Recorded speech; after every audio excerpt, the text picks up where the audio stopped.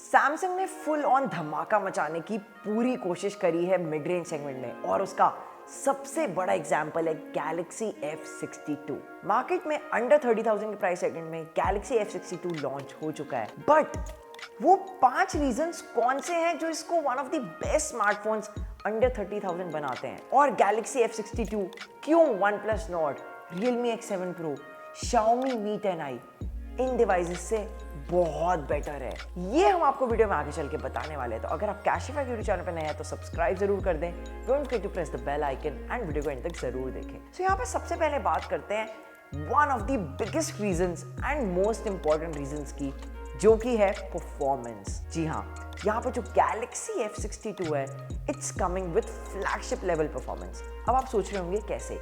तो यहाँ पे जो आपको चिपसेट मिलता है Exynos का 9825 चिपसेट, वो सेम चिपसेट सैमसंग की गैलेक्सी नोट 10 प्लस में देखने को मिलता था, जो कि one of the best flagship phones था सैमसंग की तरफ से। एंड आपको सेम मिलता है गैलेक्सी F62 में। यहाँ पे बात करें अगर normal regular day to day usage में, तो मेरे हिसाब से मल्टीटास्किंग में मुझे कोई भी प्रॉब्लम नहीं आई। And after full 1 week of usages मुझे ये फोन काफी स्मूथ लगा। एंड साथ ही में One UI 3.0 के साथ जो इसका मर्जर है वो भी मुझे काफी अच्छा लगा। So software wise and performance wise its top notch. बात करें अगर यहाँ पे गेमिंग की, तो आप यहाँ पे हैवी से हैवी गेम भी काफी ज्यादा मक्खन की तरह खेल पाओगे, क्योंकि this is again super smooth. यहाँ पे आपको कोई भी फ्रेम ड्रॉप्स देखने को नहीं मिलते। मुझे पर्सनली कुछ भी ऐसा फील नहीं हुआ एंड ना ही यहाँ पे मुझे कहीं भी ऐसा लगा कि कहीं भी ग्राफिक्स ड्रॉप हो रही हैं।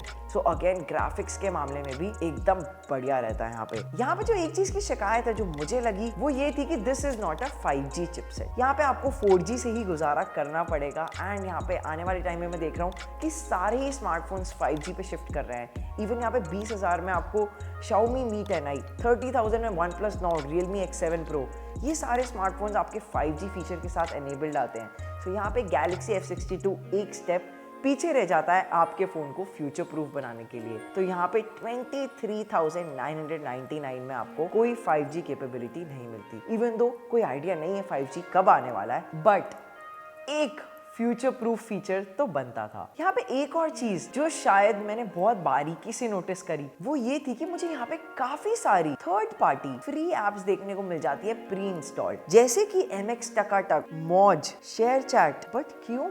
इनकी जरूरत नहीं थी। एब्सोल्युटली मैंने इनको देखते ही अनइंस्टॉल कर दिया, बिकॉज ये एप्स मैं चलाता ही नहीं हूँ जो मुझे चाइनीज स्मार्टफोन की फील कराएं। And Samsung is not a Chinese smartphone, तो ऐसा क्यों था ये मुझे बिल्कुल भी नहीं समझ आया है। एंड अब मैं यहाँ पे सेकंड रीजन की बात करूंगा जो कि अगेन काफी इंपॉर्टेंट है, और वो है सिक्योरिटी। यहाँ पे सैमसंग की जो नॉक सिक्योरिटी है दैट्स सुपर अमेजिंग। मतलब ये आपकी डेटा प्राइवेसी को काफी ज्यादा प्रायोरिटी देती है। एंड मेरे हिसाब से जब यहाँ पे व्हाट्सएप तक भी यहाँ पे प्राइवेट नहीं रहा है, तो मुझे लगता है जो आपका ओवरऑल स्मार्टफोन है उसको प्राइवेट रहने की बहुत ज्यादा जरूरत है, क्योंकि काफी सारी ऐसी चीजें होती है जो आप नहीं चाहते कि किसी से भी शेयर हो। एंड सिर्फ इतना ही नहीं, जो यहाँ पे इसका सैमसंग पे फीचर है मुझे वो भी काफी ज्यादा सिक्योर एंड रिस्पॉन्सिव लगता है। So it's again very amazing. And यहाँ पे जो एक और चीज मैं मेंशन करना चाहूंगा वो है सैमसंग OLED लाइफ, जिसमें आपको काफी सारे सिक्योरिटी फीचर्स देखने को मिलते हैं, जैसे कि क्विक स्विच।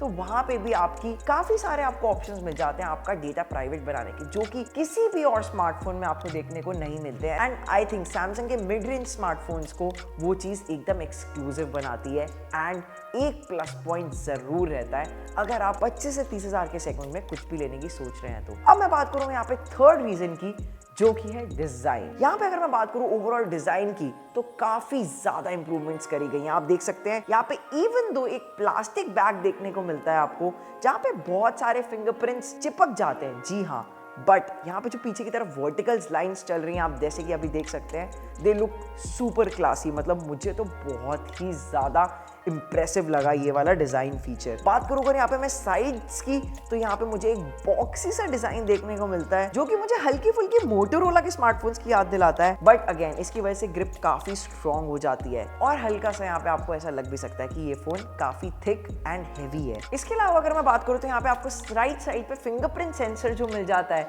वो भी काफी रिस्पॉन्सिव है एंड काफी अप्रोचेबल भी है। तो अगेन यहाँ पे एक और प्लस पॉइंट रहता है। बात करो अगर यहाँ पे नीचे की तरफ, तो मुझे डिजाइन एलिमेंट में एक 3.5mm ऑडियो जैक भी मिल जाता है, जो कि बहुत ज़्यादा नीडफुल है एंड बहुत यूज में आता है। अगर मैं बात करूँ यहाँ पे कलर की, तो हमने मंगवाया लेजर ग्रीन कलर है ना। आप यहाँ पे ग्रेडियंट देख ही सकते हैं कैसे ग्रीन से सिल्वर में शिफ्ट हो रहा है एंड बहुत ही ज़्यादा दूर से ही आपको अट्रैक्ट कर लेगा, इतना ज्यादा प्यारा डिजाइन रखा गया है। And coming to the fourth thing, जो कि सैमसंग के मोस्टली स्मार्टफोन्स की एकदम बेस्ट फीचर रहता है, वो है डिस्प्ले। जी हाँ, यहाँ पे आपको देखने को मिलता है 6.7 इंचेस का full HD plus super AMOLED plus display. तो यहाँ पे हर चीज प्लस प्लस प्लस देखने को मिलती है और एक्चुअली में ये प्लस आपको इंस्टेंटली दिख जाएगा इसके डिस्प्ले को देखते ही। जो डिस्प्ले की कलर्स है वो काफी ब्राइट है, काफी शार्प है, काफी क्रिस्प है and I have not seen a display as good as ever. But यहाँ पे एक चीज जो है 60 हर्ट्ज का रिफ्रेश रेट, OnePlus Nord में 30,000 की प्राइस ब्रैकेट में आपको 90 हर्ट्ज का रिफ्रेश रेट मिल रहा है। Xiaomi Mi 10i में आपको 20,000 की प्राइस ब्रैकेट में 120 हर्ट्ज का IPS LCD डिस्प्ले मिल रहा है। बट यहाँ पे काफी अच्छा डिस्प्ले होने के बावजूद भी वो जो 60 हर्ट्ज वाली कमी है वो आपको देखने को मिल ही जाती है। नो मैटर यहाँ पे जो डिस्प्ले के कलर्स है वो काफी इमर्सिव और डायनामिक है, बट यहाँ पे आपका जो 60 हर्ट्ज वाली एक शॉर्ट कमिंग है वो आपको डेली यूजेज में एनी टाइम फील हो ही जाएगी। एंड मुझे भी यहाँ पे जो हल्का सा स्मूथनेस है वो नहीं फील होती, बट यहाँ पे जो इसको बचा लेता है वो है इसका काफी सॉलिड प्रोसेसर। और यहाँ पे बहुत ही कम बेजल्स है, नीचे की तरफ हल्की सी ब्लैक चिन देखने को मिलती है। सो जो ओवरऑल H2S डिस्प्ले है वो भी आपको काफी पसंद आएगा। अब मैं यहाँ पे बात करूंगा फिफ्थ रीजन की and one of the USPs of Galaxy F62, वो है इसकी 7000 mAh की लॉन्ग लास्टिंग बैटरी। यहाँ पे आपको 7000 mAh की बैटरी इससे पहले Galaxy M51 में देखी थी, जिसको नाम दिया गया था मॉन्स्टर बैटरी का। एंड यहाँ पे सेम ही Galaxy F62 में कंटिन्यू करी गई है लेगेसी, बिकॉज 7000 mAh की बैटरी एक फ्लैगशिप चिपसेट के साथ एंड साथ ही में 25 वॉट्स की फास्ट चार्जिंग, ये जो एक कंप्लीट पैकेज है ना,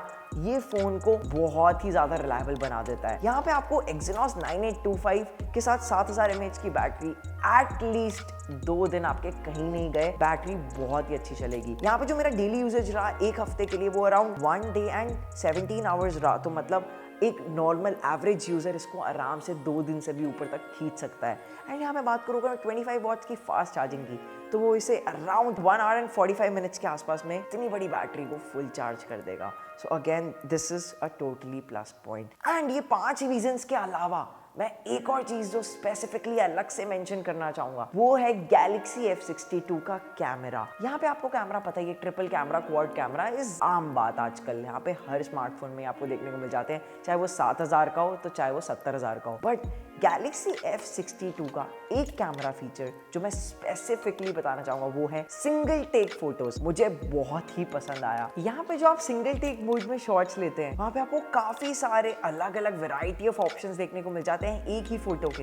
एंड साथ ही में आपको बूमरैंग, मोनोक्रोम मोड, सारी चीजें ऑटोमेटिकली सैमसंग का कैमरा आपके लिए 3 से 4 सेकंड्स के अंदर ही प्रोसेस करके दे देता है आपको, विच इज सुपर अमेजिंग। मतलब यहाँ पे अगर आप कोई मूविंग शॉट्स लेते हैं या आपको डायनामिक शॉट्स ले रहे हैं या आप एक ट्रैवलर है तो आपके लिए ये सिंगल टेक सैमसंग के कैमरा का फीचर बहुत ही इंपॉर्टेंट है। और अगर मैं बात करूँ इसके अलावा ओवरऑल कैमरा की क्वालिटी की तो काफ़ी अच्छी है एंड आई थिंक सैमसंग के मिड रेंज सेगमेंट में आपको सिमिलर फोटोज ही देखने को मिलती हैं। बट यहाँ पे एक चीज़ जो Galaxy F62 में अप करी गई है वो है इसकी कैमरा प्रोसेसिंग पावर। सो यहाँ पे जो प्रोसेसर के साथ कैमरा का इंटीग्रेशन है वो बहुत ही सही है। एंड यहाँ पे आप देखेंगे कि अगर आप मूविंग शॉट्स भी बैक टू बैक शॉट्स खींचते हैं तो बहुत ही कम टाइम लगता है। तो मतलब at the flash of an eye and यहाँ पे आपके काफी सारे शॉट्स ये कैमरा खींच चुका होगा। So I think that's all Galaxy F62 के 5 रीजंस खरीदने के हमने आपको बताए एंड साथ में बीच बीच में कुछ शॉर्ट कमिंग्स जो कि कमियां रह गई हैं Galaxy F62 की वो भी क्लियरली बताई हमने आपको। So now the ball is in your court. अगर आपको Galaxy F62 पसंद आया है तो आप फ्लिपकार्ट से खरीद सकते हैं। अराउंड 24,000 का प्राइस रखा गया है।